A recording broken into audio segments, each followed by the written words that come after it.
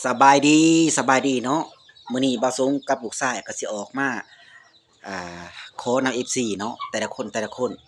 บ่าวสงลงคลิปไปก็บ่มีคนสิกดใจให้ปานใดก็เลยสิออกมาขอให้คนกดใจเนาะกดคอมเมนต์ให้บ่าวแหน่กับลูกชายเนาะ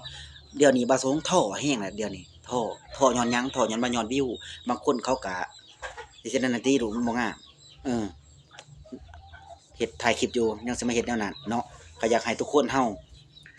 กดใจให้บ่าวสงแหน่กับลูกชายแหน่เพราะว่ามันก็เดี๋ยวนี้บ่าวสงก็มีคนส่วนได้มียอดวิวบ่ขึ้นเขาก็ซ้ำเติมได้อืมคิดว่าอยากเซาเฮ็ดคลิปหั้นแหละคิดว่าอยากเซาเพราะว่าลงคลิปไปมื้อหนึ่ง20คลิปก็คนก็บ่กดใจให้แต่ก็ขอบใจที่คนกดใจให้บ่าวสงเนาะขอบใจหลายๆแล้วก็คอมเมนต์เนาะก็ขอบใจหลายๆบ่าวสงก็เดี๋ยวนี้จะสิเฮ็ดคลิปแนวไรเฮ็ดจั่งใดก็บ่ดันเฮ็ดจั่งใดก็บ่ดัน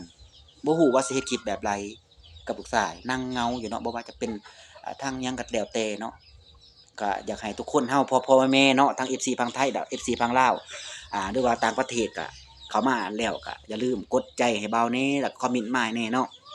มาสร้างสรรค์มาสร้างความรักความแพงกับพี่กับน้องเนาะบ้านใกล้ชิดมิตรใกล้เคียงบ้านใกล้ชิดมิตรใกล้กันเนาะไปพุ่นกินปลามาพี่กินข้าวไปพุ่นกอดผู้เฒ่ามาพี่กอดผู้สาวคือเก่านั่นน่ะเนาะเอออย่าให้มันแตกม่างหักกันเนาะคือน้ำถือข้าวเหนียวก็แล้วกันเนาะ ก็เข้ามาแล้วก็อย่าลืมกด Subscribe หรือว่ากดใจแต่ละคลิปคันเห็นแล้วก็กดใจให้บ่าวแหน่เด้อเนาะขอให้ทุกคนขอให้อยู่ดีมีแรง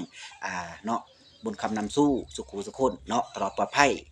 เนาะขอให้อยู่ดีมีแรงเบิดสุขุสุขคนก็แล้วกันเด้อบ่ว่าต่างประเทศหรือว่าทางไทยและฝั่งลาว